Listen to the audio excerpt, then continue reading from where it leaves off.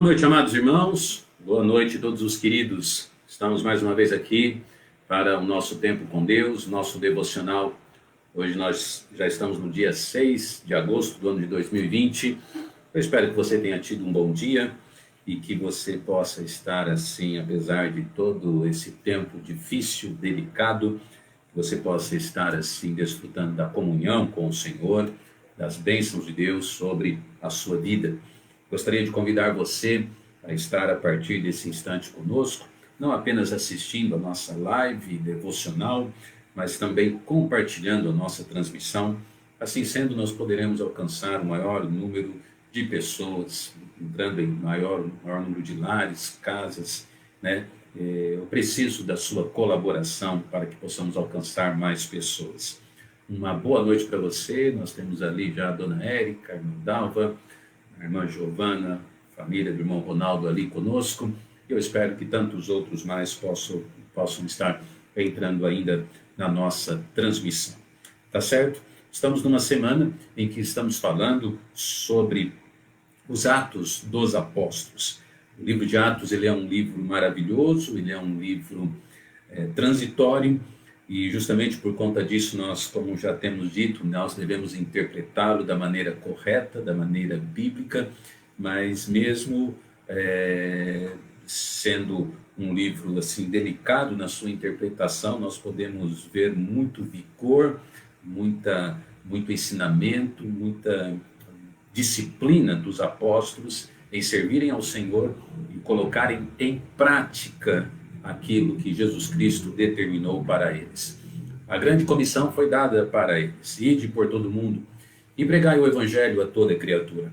E é no livro de Atos que esta missão ela começou a se concretizar.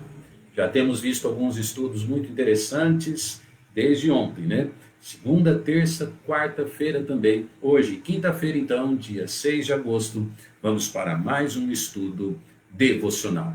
Hoje à noite, nós vamos abrir nossas Bíblias, claro que é no livro de Atos. Eu convido você aí ou a acompanhar ou a abrir a sua Bíblia comigo em Atos, capítulo 11, versículo de número 28. Atos, capítulo 11, versículo de número 28, diz a palavra de Deus: E levantando-se um deles, por nome Ágabo, dava a entender pelo Espírito que haveria uma grande fome em todo o mundo, e isso aconteceu no tempo de Cláudio César. Hoje à noite nós vamos falar sobre fome e perseguição. Fome e perseguição. Vamos dirigir a Deus uma palavra de oração. Pai, obrigado por tudo que o Senhor tem feito por nós. Abençoe agora a instrução das Escrituras em cada coração, derrame suas bênçãos. Fale, ó Pai, com cada um que estiver conectado, cada um que estiver assistindo. Derrame suas bênçãos sobre cada vida, ó Pai. Eu preciso de Ti. Usa-me e humildemente eu te peço. No nome de Jesus. Amém. Amém. Aqui nós vemos como o livro de Atos, nós vemos como o evangelho ele se propagou, ele começou a se espalhar. Muitas coisas vemos assim que contribuíram para isso. Um dos motivos, é claro, foi a fidelidade dos servos de Deus. É um livro de fidelidade ao Senhor, não é verdade? E como nós precisamos de crentes hoje em dia que também continuem levando essa bandeira, a bandeira do compromisso, de lealdade, de fidelidade a Deus. Nós vemos nesse livro a coragem dos aflitos. Falamos um pouco sobre isso essa semana também, e vimos e temos aprendido quais são os resultados do trabalho de servos fiéis. Apesar de muitas lutas, muitas provas, muitas perseguições, os resultados são maravilhosos, porque almas se rendem aos pés de Cristo. E pessoas, elas têm um encontro com o Senhor Deus. Então é maravilhoso olharmos no livro de Atos isso acontecendo de uma maneira muito comum. Agora, a grande verdade é que nesta porção bíblica aqui, especificamente Atos capítulo 11, nós vemos que o mundo todo ele está entrando num tempo muito difícil. Ele está praticamente entrando num colapso. E a Bíblia nos mostra assim que pelo menos final de capítulo 11, início de versículo 12, duas coisas pelo menos aconteceram e impactaram grandemente a igreja. Aconteceu fome no mundo todo, e aconteceu perseguição contra os crentes no Senhor Jesus Cristo. E o propósito do nosso devocional hoje é falar sobre isso. Afinal, como que os cristãos devem agir em tempos difíceis? Como que eu e você nós devemos agir quando passamos, quando vemos e quando experimentamos lutas, dificuldades, desde fome até mesmo perseguição? Afinal, como é que nós devemos agir em tempos difíceis? Hoje à noite, então, eu quero falar, nesses minutos que temos, sobre fome e perseguição. Eu creio que é um devocional oportuno. Sabe por quê? Porque é óbvio que nós estamos passando, né, nesses dias, nesses tempos, nesses últimos meses.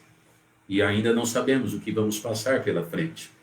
Então a verdade é que todo cristão, ele precisa olhar para a Bíblia e ele precisa entender como realmente ele deve agir em tempos difíceis. Hoje à noite, então, nós vamos falar sobre duas ações que os cristãos precisam ter. Fique comigo e daqui a pouco estaremos encerrando. Em primeiro lugar, os cristãos, em tempos difíceis, todo cristão, em primeiro lugar, ele deve ajudar aqueles que precisam, né? Os cristãos, eles ajudam com aquilo com o que eles podem ajudar. Veja comigo, aí na nossa projeção, está o versículo 29, diz a Bíblia: e os discípulos determinaram mandar, cada um conforme o que pudesse, socorro aos irmãos que habitavam na Judéia.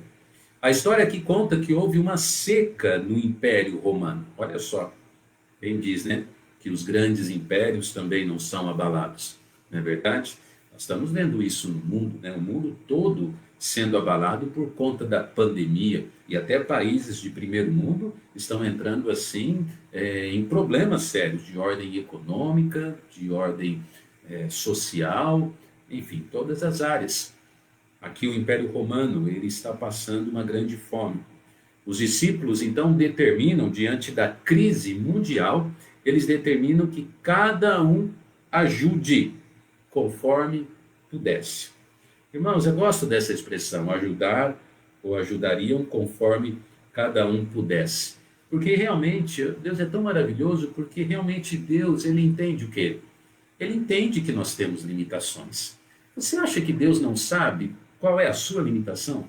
Você acha que Deus não sabe quanto é que você tem de dinheiro no banco? Você não acha que Deus realmente sabe qual é o mantimento que você pode contribuir dando na cesta básica que está sendo recolhida na igreja? Você acha que Deus não sabe qual é a nossa condição de ajudar alguém, seja ela pouco ou muita? Deus sabe tudo. E a Bíblia aqui nós vemos assim que os cristãos ajudaram, cada um ajudou conforme eles podiam. Que coisa importante, né? Ou algumas coisas importantes aqui. Uma delas, nós vemos assim os amados ajudando os domésticos da fé. É muito importante entendermos à luz da Bíblia como o Senhor Deus, ele de certa forma ensina que cristãos ajudam outros cristãos, né? A prioridade na mão estendida, não que vamos abrir mão de ajudar o incrédulo, mas a prioridade do ponto de vista bíblico é que o povo de Deus, ele realmente está amparando aqueles que estão ou estejam precisando. A igreja aqui, ela estava, né, olhando e ajudando os irmãos que estavam numa outra região, a Judéia, especificamente aqui, com maior necessidade do que aqueles que estavam em outro lugar. E assim nós devemos entender, não é verdade? Como muitas vezes nós ajudamos e como muitas e muitas vezes nós até precisamos ou vamos precisar ser ajudados. Já percebeu como o mundo dá muita volta? Eu já passei fases na minha vida que eu precisei ser ajudado. Eu não tenho vergonha de falar isso. E eu vi Deus usando a vida de outras pessoas, outros irmãos, para nos ajudar. Assim como também, para a glória de Deus, eu já tive a oportunidade de ajudar outras pessoas. O mundo dá tantas voltas, não é verdade? Então, em primeiro lugar, nos tempos difíceis, aqui nessa porção bíblica, seja na atual, né, no atual contexto que estamos vivendo agora, em tempos difíceis, em primeiro lugar, o que que os crentes eles fazem? Eles ajudam outros irmãos em Cristo, outros crentes, com aquilo que está ao seu alcance. Eles ajudam com aquilo que eles podem. Pergunto a você antes de ir para o segundo ponto principal: tem você ajudado outras pessoas com aquilo que você pode? Tem você ajudado? Aqui é uma área importante porque, sabe, aquele que está precisando de ajuda, nem sempre ele vai pedir. Às vezes é uma questão que envolve contexto de personalidade ou até mesmo de vergonha, não é mesmo? Sabe, não tenha vergonha de oferecer ajuda também. Eu creio assim que o que falta muitas vezes é a gente estender a mão e falar assim: posso ajudar em alguma coisa? Porque de repente existe algo que nós podemos fazer por alguém, por uma outra pessoa, por um irmão em Cristo, como eu disse, por alguém que está precisando. Essa ajuda aqui, ela de certa forma, em particular, era uma ajuda financeira mesmo, né? A Bíblia nos fala ali que, no versículo de número 30, que Barnabé e Saulo foram os encarregados de levar aquele tipo de ajuda, né? Mas sabe que nem sempre a ajuda que nós vamos dar envolve literalmente o dinheiro, né? Às vezes nós podemos ajudar com alguma outra coisa. E Deus pode nos dar sabedoria para termos assim uma visão, né? Tentando enxergar aquilo que os irmãos estão precisando. Como que nós agimos em tempos de dificuldade, em tempos difíceis? Nós ajudamos com aquilo que nós podemos ajudar. O que é que está nas nossas mãos para fazer? Estamos, como eu disse, estamos ajudando com aquilo que podemos ajudar. Guarde esse primeiro ensinamento, certo? Então estamos falando sobre um assunto muito importante. Em tempos de fome e perseguição, os crentes ajudam com aquilo que podem. Segundo lugar, no texto bíblico aqui, não apenas ajudam com o que podem, mas eles também oram pelos que precisam. Veja que interessante, nós já entramos no capítulo 12 agora, no livro de Atos, especificamente o versículo 5 diz: Pedro, pois, era guardado na prisão, mas a igreja fazia contínua oração por ele a Deus.